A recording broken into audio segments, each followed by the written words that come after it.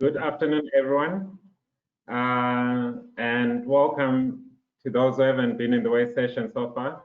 And thank you for joining us for this session. Our presenter, Herman Heisman, has over 30 years experience in solid waste and environmental management, with his work spanning from policy and strategy development in the Netherlands and the EU, to more recently working in various developing countries, including Latin America, Ghana, South Africa, and Tanzania, looking at alternative waste management. This presentation will hopefully give us some insight into what has worked well and what hasn't worked so well, and hopefully we can apply some of the lessons learned in the South African context. Without further ado, I will hand over to Herman. Thanks, Herman. Yeah, good afternoon, ladies and gentlemen. Thanks for the introduction. Are you still able to digest another session? It's lunchtime, isn't it? It's with great pleasure that I accepted the invitation to speak on this conference. I've been engaged with GreenCape already for many years and visited South Africa quite often, and was often invited by Salim or Eddie Hanekom, and always Tawanda was there. So despite the fact that I've been around, your African experts also make me very humble. I was asked to highlight in this session the examples of alternative waste management practices in various developing countries. And I was very fortunate to travel a lot in the last 15 years as a senior expert of Dutch government, until actually the COVID locked me down. For this presentation, I picked a few countries, Tanzania, Bangladesh, Myanmar, and my favorite one, Colombia. But first, I'd like to give you a very short history lesson, if I'm able to move my presentation. I don't seem to be able to switch to the next slide, so somebody has to help me. Otherwise, it's just a verbal lecture of mine. So somebody can help, please. Hi, Herman. You can just click the arrow to next. It doesn't work it somehow. No problem. I will share my screen shortly. Maybe you should click to the next one, and I will just say next one.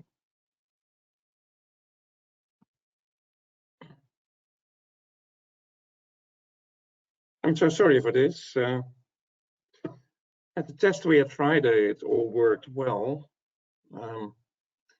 So I'm very sorry.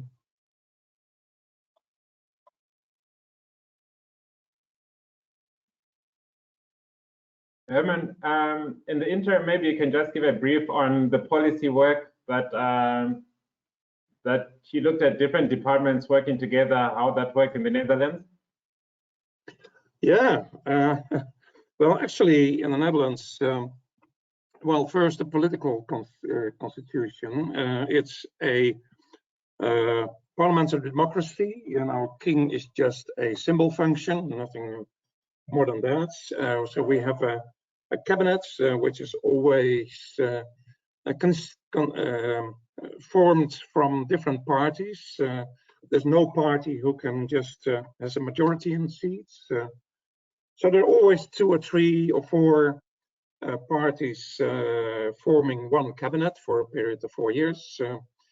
The administrative organization, it's a different one maybe than from other countries, because we have for the higher functions in the civil servants, we have just one pool of directors, secretary generals, and so on. So they all perform for 5 years their tasks, and then they are shifted to another ministry.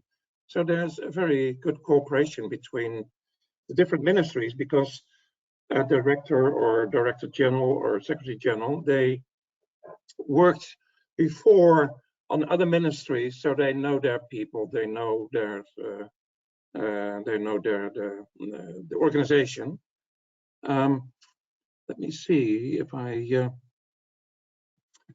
can do anything now. I hope I can able to switch. Maybe I can. Well, this is so there is actually a very good cooperation between the different tiers of government in the Netherlands, between the and that I explain from this slide. If you will see it, I hope you see it. It's about introducing the Netherlands. It's a very small country. It's 40,000 square kilometers, 17.5 million inhabitants. It's downstream large European rivers, so we're a delta area, very high groundwater tables. 2/3 of our country will drown when the dikes will break. But it's also an agricultural country, but also a very innovative country. But we hardly have any space, and we have very little natural resources. So it makes sense to find all kinds of local solutions. And now, probably I'm stuck to this slide because I can't move it anymore. Yeah. Sorry, Herman, can you hear me? Yes, I can hear you. Okay, you can just request for the slides to be moved. So I can ask. control. Okay, next slide, please. Yeah. This one, yeah, that's the one I was waiting for. Actually, this slide gives an overview of different phases in waste management. As you can see, the dates below are the dates from the Netherlands. And on the left bar, you see the scales of government. So it started in the Netherlands actually in 1875 when municipalities were assigned the task of collecting the waste, because waste was a source of diseases. It was a source of so bad waste management and bad sanitation. Of course, diseases like cholera also in the Netherlands. So the focus was really on collection because public health was at stake. Municipalities, they collected the residual waste, and private collectors collected metals, scraps, textiles, food remains, paper, coal, ashes, and so on. This continued actually for quite a long time, for about 100 years. All the waste that was collected was just dump sites outside the cities and the villages, and out of sight, out of mind, so no much attention was paid to it. So these were actually dump sites, and every municipality had its own waste dump sites. So there were more than 1,000 dump sites altogether open. So this continued quite a lot of long periods, and then we really discovered, not just in the Netherlands, but it's everywhere, the environmental effects of our behavior. The dump sites, they were leaking leachates, they were discharging gas, methane gas, and waste to energy plants we already had were emitting flue gases. So actually the focus changed from public health to environmental protection. Also in Europe, we started with the first waste framework directive in the European Union. And a lot of measures were taken. First of all, we upscaled government to the regional level, to the province level. And they draw up plans and coordinated the waste management. And the municipalities had to cooperate in order to set up sanitary landfills and also cooperate in collection of waste. And that is still the case. Cooperating municipalities are very much involved in collection and still owner of landfills and so on. This period actually lasted only shortly because we discovered that the scale of the province, especially in our small country, was not suitable for the new issues of reducing the amount of waste going to landfills and upscaling recycling. So we moved to another phase in what we call diversion and integrated policy. and the government scale was upgraded to national scale. Not just directly by changing the laws, but also by cooperation between all the three tiers of governments and NGOs and also the industry. So we came up in a waste management council, where we came up with a lot of new instruments, extended producer responsibility, but also we introduced landfill bans and landfill taxes, and we came up with specific programs on separate collection of dry recyclables, of organic waste, and also for business, we came up with programs on separate collection of the dry recyclables from the industry. In this period, we made a very rapid progress in waste management, and by now we landfill only 2 or 3% of our total waste of 60 million tons. So not just the municipal, but also the C&D waste, industrial waste, and so on. And we moved to the area of circular economy. We just started with that. So our first document was in 2016 of the government. So we're not there yet. So we're far away from that. But our circular economy policy is based on a very high advanced waste management. And I think that's quite crucial. So you need to have this waste management in place before you can reach this next phase of circular economy. I have the next slide, please. Yeah, this is a just to make a comparison of different countries. You know, I just showed this graph on. I showed this graph on the different stages in waste management, and you see that many countries are still in one of these phases.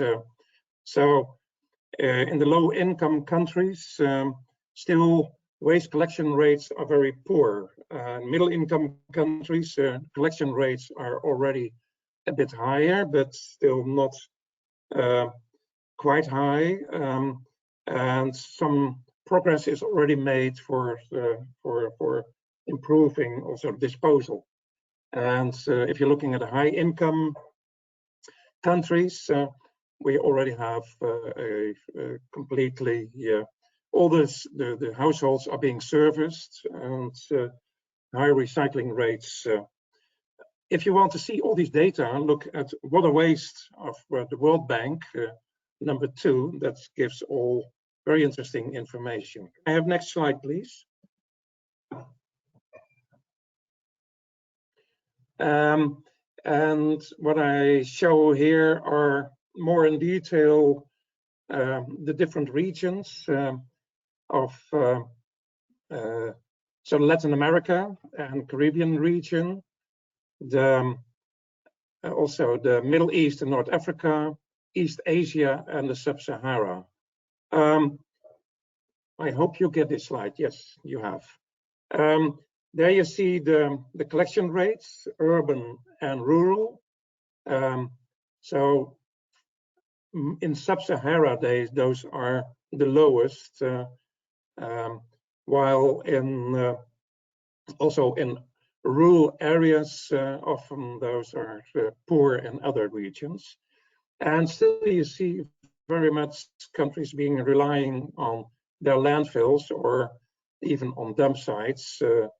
So most waste is being treated on the dump sites or being disposed on the dump sites or landfills. Recycling rates in none of these areas is impressive. So Middle East and North Africa 9%, East Asia 9% at total, Sub-Sahara 7%, but Latin America and Caribbean, who have quite a good performance in collection, are still quite poor in recycling. And composting is hardly any place is being at a high level in those regions I showed here. And others, other ways of treatment, you see East Asia, they have installed quite a lot of waste to energy capacity, especially Japan and China, they incinerate most of the residual waste, or quite a lot of the residual waste. So in most of the developing countries, so 145 of the 190 countries, waste management considers only two stages. It's just collection and final disposal, and usually even on uncontrolled dumps. And the collection systems does not include a differentiated collection of the municipal solid waste. It's only done by the waste pickers, the separate collection. So next slide, please.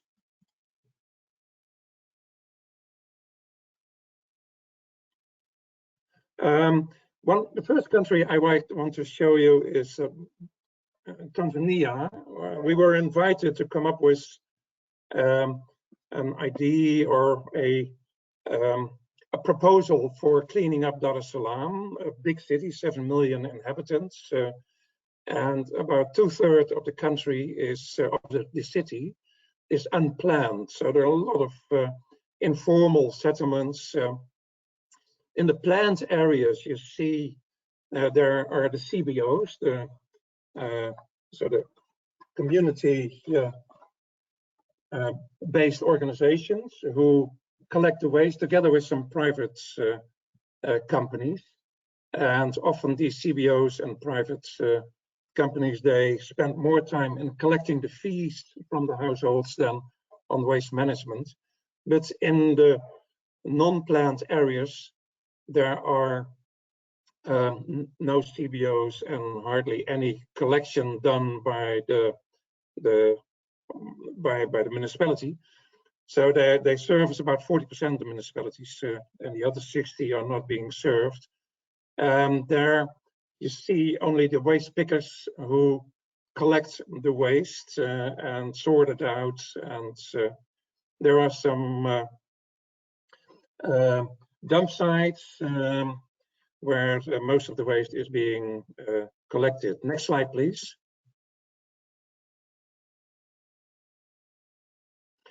And so here you see on the left-hand side their landfill or their dump sites, a big one, Pugo landfill, where a lot of waste pickers are active. And below there are some promising new developments from organic waste is being turned into compost, most waste from the markets and turned into compost. Next, please. And here you see part of the unplanned area of unplanned neighborhoods where the waste is not collected and just dumped in the rivers or next to the houses, and only waste pickers pick out the most valuable things. So it's really a terrible situation in most of the Dar es Salaam area. So this is my last slide on Dar es Salaam, and we move to the next city, next slide, and that's Bangladesh, Bogura. Next slide, please.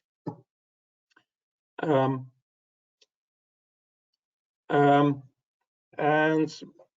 Bogura is a city of about 700,000 inhabitants.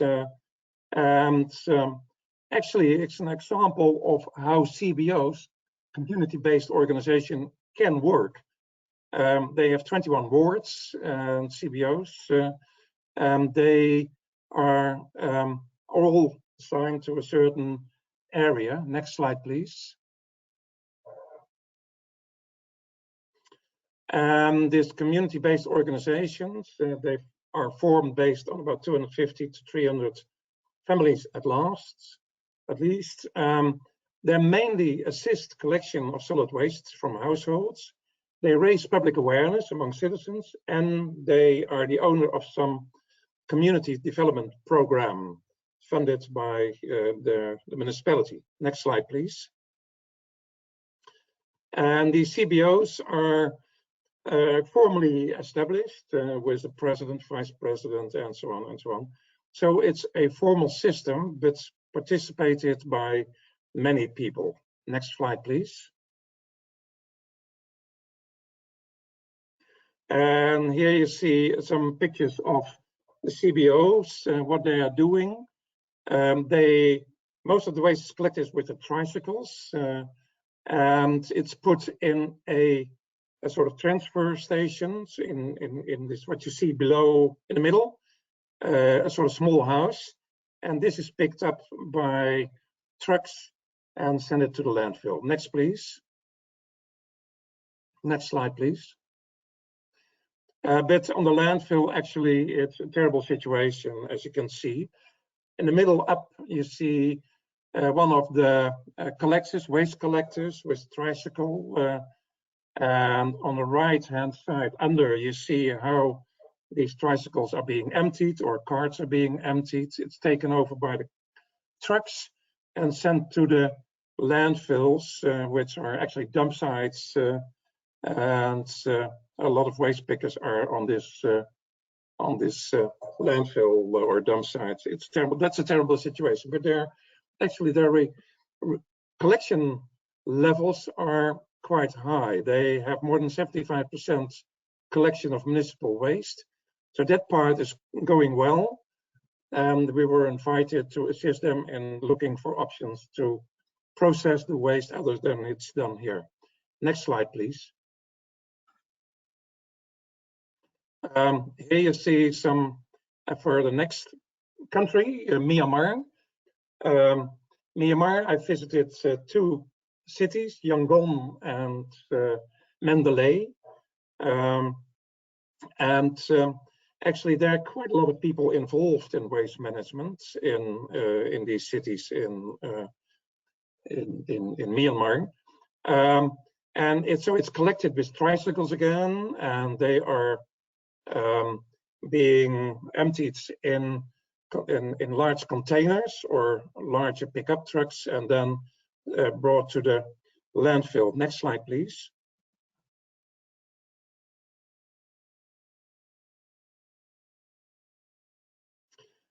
Next slide, please.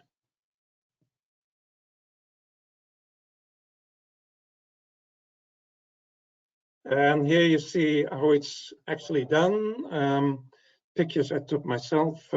You see a big container and all the tricycles and carts are emptying their loads in the big containers, which are taken to landfills. And below you see the landfills where the waste is being dumped and is being sorted out by the informal sector. But also here, the collection actually is running well. So there's not much waste to find in the cities. It's actually dump sites are the terrible sites here. Next slide, please. Here you see some of the results. What has been recycled, what has been collected by the informal sector. You see here a lot of materials, the plastics. Actually, I was told when I visited this small factory that most of this material came from Thailand because the waste, the production of plastics from their own waste recyclers was not enough to feed this industry. But some recycling already being active. Next slide, please. And Colombia, actually, that's my really favorite country. Next slide, please.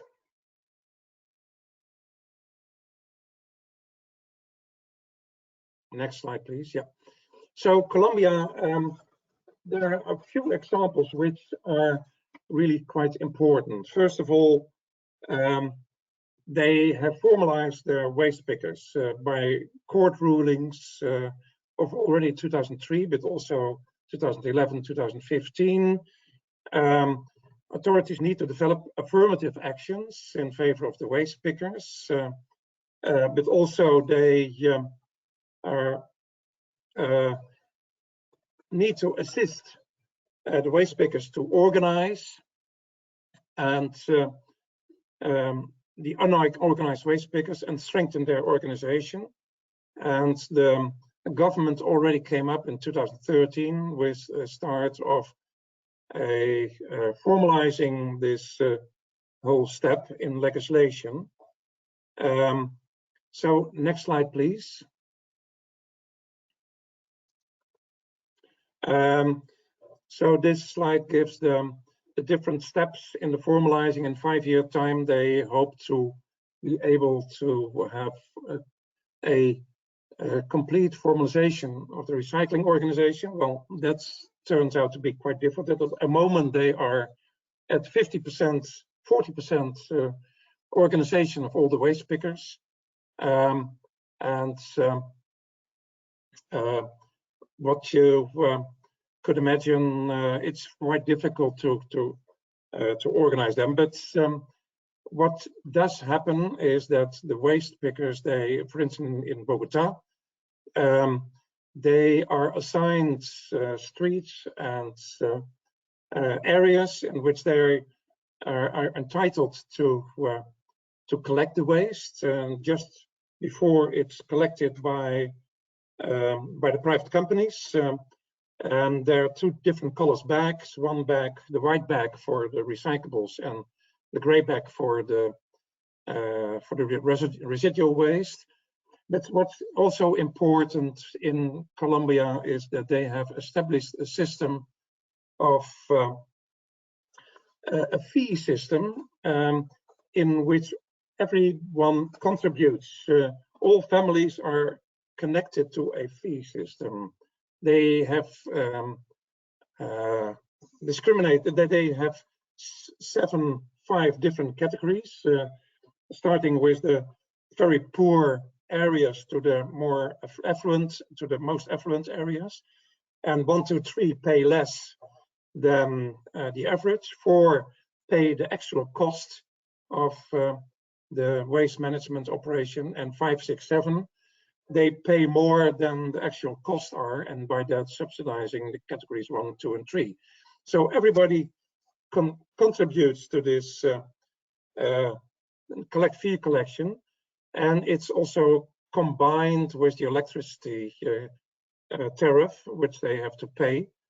But the main element is that they all contribute and therefore feel responsible for this. And Colombia is also a recently member of the OECD and is working on EPR systems as well now. So it's they're making quite progress also in the area of circular economy. Next slide, please. Now for some concluding remarks. First of all, what you need is a valid national legislation and regional, national and municipal waste management plans and enforcement. And what you need, of course, is also cooperation between the municipalities, because the municipalities usually do not have the scale to really oversee all the activities and be able to invest in all kinds of different parts of equipment. Next one is the extended producer responsibility, which has been established in the Netherlands in the early 90s, and a deposit return system, which we have had always. Deposit and return on plastic drinking bottles, but now on cans. It will still be soon be introduced with cans, but also with the glass bottles. And this system makes sure that you have very high return of your materials. Further, you need a sufficient financial budget of municipalities with a waste tax based on income or variable charging. And of course, environmental awareness. A community approach turns out to be quite effective, also in some Latin American countries and in Eastern Asian countries. You need consciousness and, of course, shared responsibility. That's shown in the CBOs. And if you don't have public participation, you don't have recycling, you don't even have public proper collection. And you need easy access to waste collection points. That's an important one as well, as we've seen in the Netherlands. So you can return your batteries to the shop where you bought them, the light bulbs, you can return them to any shop who sells light bulbs, all the electric equipment, everything, many things you can return to the shop where you bought it. So there are many different, apart from the services, the public services, there are also these shops are included in this. Next slide, please. This is the way we went through in the Netherlands. We started with the waste bags, and then we moved to the different containers, and with back loading systems, side loading systems, and now we are completely, well, moving to completely underground containers where you can discard your materials. And we have quite a lot of these systems for the bulky waste where people can bring it, or the municipality can pick it up and bring it there. Next slide, please. I am an It's the last one. Thanks. Okay. Thank you very much, Herman. It's definitely very interesting just seeing firstly how the Netherlands has progressed. It's very interesting seeing how the Netherlands has progressed through their waste management journey, and also just your experience in terms of working with different developing economies. And hopefully we can take some lessons from that. Unfortunately, our time is up, but we've got the networking session starting in 15 minutes, slightly less than 15 minutes. So please join us if you've got any questions for Herman. And thank you once again, Herman, for your presentation. Yeah, it's the technical problem. And thank you, everyone, for attending.